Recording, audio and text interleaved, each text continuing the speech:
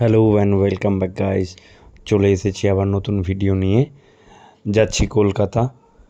পুচান ঘুমাচ্ছে, তাই আমরা পুচানকে একটু আদর করে দিয়ে সৌরভ আর খোকন বাইরে চলে এসেছিলো, অপেক্ষা করছিল। ওরা আসার পরে বাইকে চেপে আমরা কলকাতার উদ্দেশ্যে রওনা দিলাম। আমরা এখন চলেছি তিনজন মিলে স্টেশনের পথে। সকাল বাজতে কটা বাজছে এখন? 5টা কটা? 5টা 10। 5টা 10 আমরা স্টেশন যাচ্ছি। রাস্তাঘাট ফাঁকা। সবার প্রথমে আমরা টিকিট কেটে নিই, তারপরে প্ল্যাটফর্মে গিয়ে ট্রেনের জন্য অপেক্ষা করি এবং ট্রেন সঠিক সময়ে এসে পৌঁছায়। আমরা সকালবেলায় একটু হালকা কিছু খাবার খেয়ে নিই।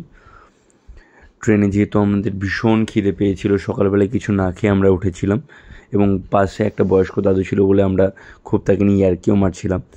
তো দেখতে দেখতে আমরা পৌঁছে যাই কলকাতা এবং শিয়ালদা স্টেশনে আমরা নেমে হোটেল বুক করি। হোটেল বুক করে আমরা ইডেন গার্ডেনের উদ্দেশ্যে আমাদের এইচ ব্লক, আর আমাদের গেট নাম্বার হচ্ছে 12। আমি রেডি, KKR এর supporter. Khokon ready, Khokon RCB supporter. পিছনে সৌরভ আসছে নিউট্রাল, কিন্তু একটা KKR এর হ্যাট মানে টুপি পড়েছে। তো আজকে আমরা opening match, first match IPL 2025-এর। তো আমরা ম্যাচটা দেখি। হাঁটতে হাঁটতে আমরা পৌঁছে যাই ইডেন গার্ডেন স্টেডিয়ামের চত্বরে। ওখানে তো অনেকগুলো লাইন ছিল, লাইন বাই লাইন আমাদেরকে গেট বাই গেট পাস হয়ে আমাদেরকে ভিতরে যেতে হয়েছিল। আর ভীষণ বেশি চেকিং ছিল সেই সময়। এমনিতেই প্রচণ্ড ভিড়, আর প্রথম ম্যাচ ছিল এবং সবাই টিকিটগুলো দিয়ে স্টেডিয়ামের ভিতরে চলে আসি। এবং তোমরা দেখতেই পাচ্ছ স্টেডিয়ামের ভিতরটা খুবই সুন্দর, এত সুন্দর দৃশ্য।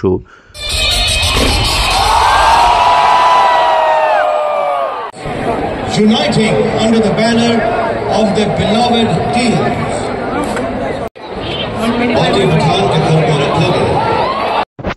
এইখান থেকে শুরু হয়ে গেছিল অনুষ্ঠানের বিভিন্ন রকম গান। শ্রেয়া ঘোষাল এসেছিলেন, উনি খুব সুন্দর গান করছিলেন এবং মানে খুবই সুন্দর একটা অ্যাটমসফিয়ার ছিল। চারিদিকটা তোমরা দেখতেই পাচ্ছ যে ভারতের পতাকার মতন কালার দিয়ে, আর গ্যালারির উপরের আপার টিয়ারগুলো KKR এর কালার হিসাবে পার্পেল কালার করে রাখা হয়েছিল। প্রথম ম্যাচ উপলক্ষে সবারই হাতে একটি করে ব্যান্ড দেওয়া হয়েছিল, যেগুলো বিভিন্ন কালারে জ্বলছিল।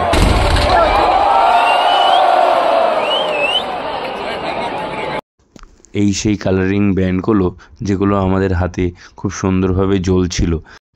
এইবার আমাদের ব্লকটা ছিল, যেহেতু এইচ ব্লক, আমাদের ব্লকটা ছিল ক্লাব হাউসের ঠিক অপোজিটে। কিন্তু ইডেন গার্ডেনের প্রতিটা মুহূর্তই মানে যা কিছু ইভেন্টগুলো হয় সব কিছুই ক্লাব হাউসকে সেন্টার করে হয়।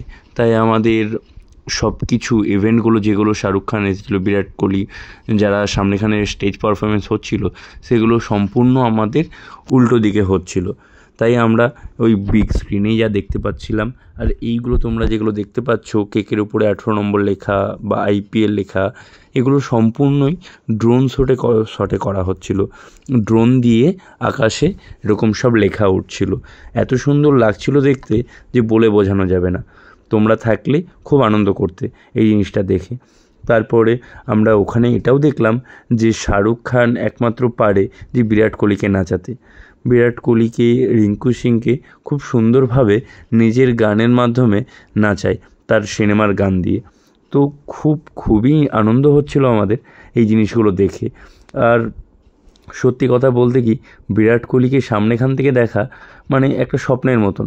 খুব ভালো লাগছিল আমাদের দেখতে, আমরা খুব আনন্দও করছিলাম। এবং রিঙ্কু সিংয়ের এই সুন্দর নাচ, বিরাট কোহলির নাচ, মানে ভাবা যায় না। খুব আনন্দ করছিলাম আমরা। গোটা মাঠে এত চিৎকার বিরাট কোহলিকে দেখে আর শাহরুখ খানকে দেখে যে তোমরা স্টেডিয়ামের মাঝখানে না থাকলে সেই জিনিসটা উপভোগই করতে পারবে না। মানে ভীষণ চিৎকার, আর সবারই এত আনন্দ। বিরাট কোহলিকে প্রথমবার এইভাবে নাচতে দেখে। নর্মালি বিরাট কোহলি কোথাও নাচে না বা এরকমভাবে কেউ নাচাতে পারে না, শাহরুখ খান বলেই হয়তো সম্ভব বিরাট কোহলিকে এইভাবে নাচানো। তো খুব খুব মজা করেছি আমরা সেই দিন এই এত কিছু সামনেখান থেকে দেখার জন্য।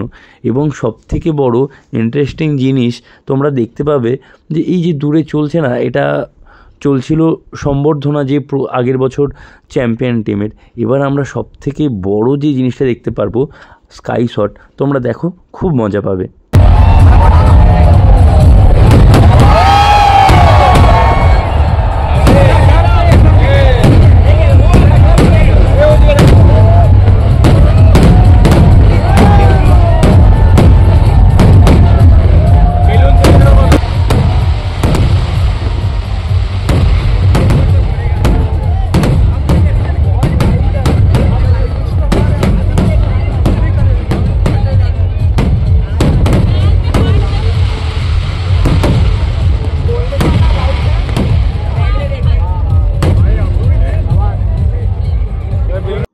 তারপরেই শুরু হয়ে যায় জাতীয় সঙ্গীত। জাতীয় সঙ্গীত হওয়ার মুহূর্তটা ছিল খুবই সুন্দর।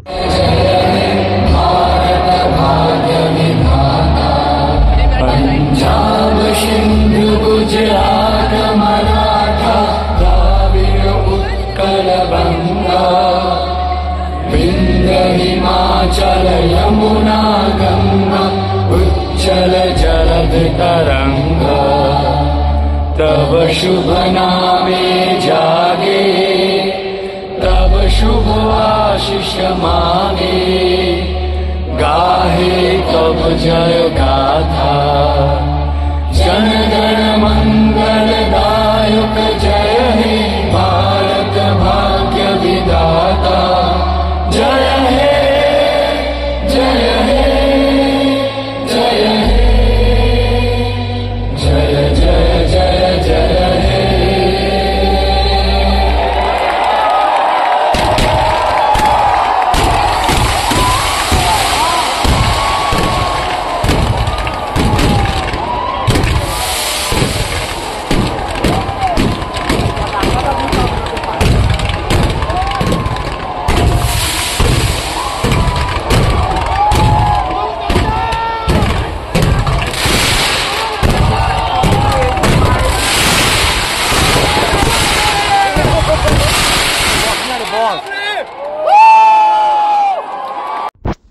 জাতীয় সঙ্গীত শেষ হয়ে যাওয়ার পর তারপরে সব প্লেয়াররা একটু ওয়ার্ম আপ করে নেয়, তারপরেই শুরু হয়ে যায় খেলা। এই খেলা আমরা খুব ভালো লাগছিলো সামনেখানে দেখতে, কিন্তু আমাদের সিটটা একটু বেশি সামনে ছিল, যেই কারণে আমাদের এই সামনেখানে যে নীল রঙের কার্টেনগুলো যেগুলো দেখছো এগুলো খুব অসুবিধা হচ্ছিলো দেখতে। তাই আমরা একটু অন্যজনের সিটে পিছন দিকে একটু গিয়ে বসেছিলাম যাতে ক্লিয়ার খেলাটা দেখতে পারা যায়। তাই আমরা খেলাটা দেখছিলাম, খুবই ভালো লাগছিলো খেলা দেখতে। তোমরাও দেখো কিছু খেলার মুহূর্ত, তোমাদেরও ভালো লাগবে।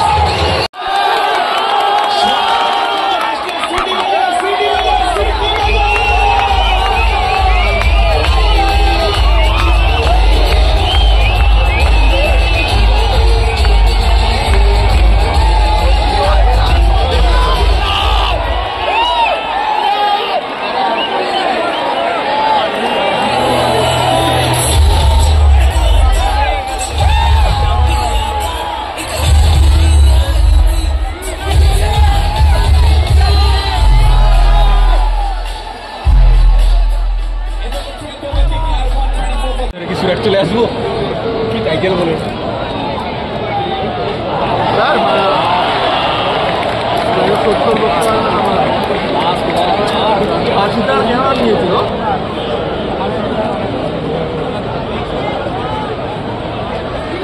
ও হ্যালো আমার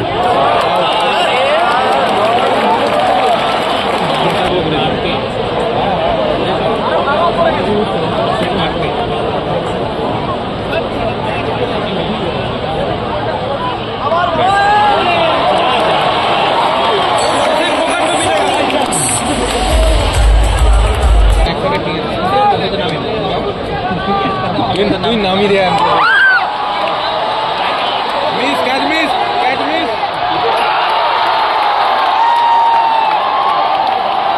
রানটা হলো না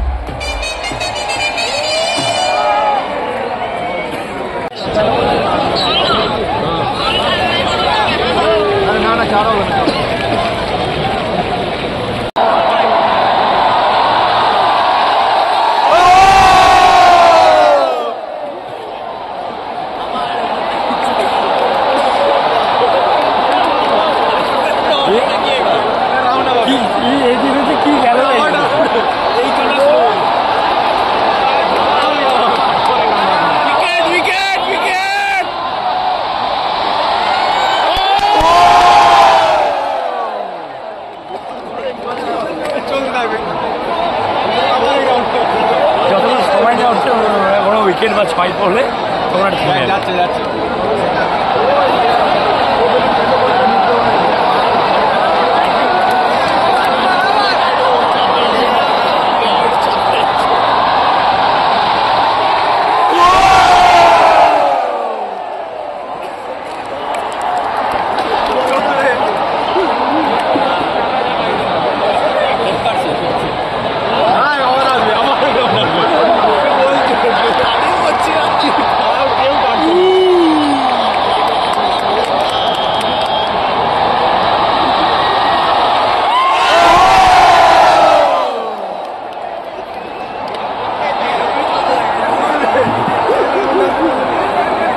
খাওয়ানো মুশকিল আছে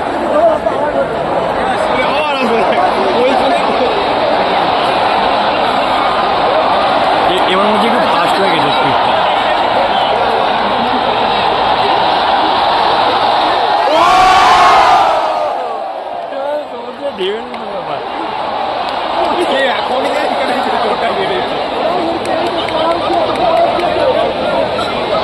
আবার আসছে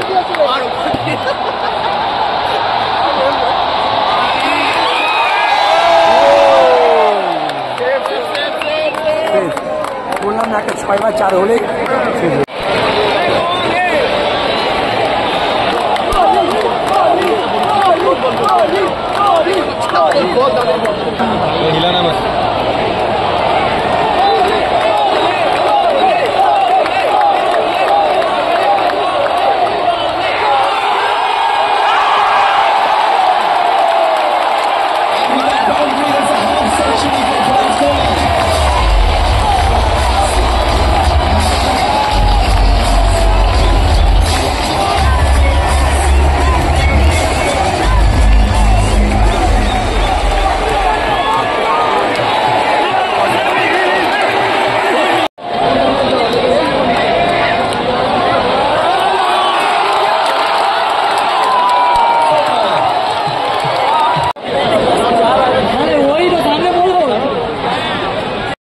খুব সুন্দর খেলা হয়েছে। কলকাতা এবং ব্যাঙ্গালোর দুজনেই খুবই ভালো ব্যাট করেছে, কিন্তু কলকাতা হয়তো প্রথমে ব্যাট করে আরেকটু ভালো রান করতে পারত, যাতে খেলাটা আরও বেশি ভালো হতো।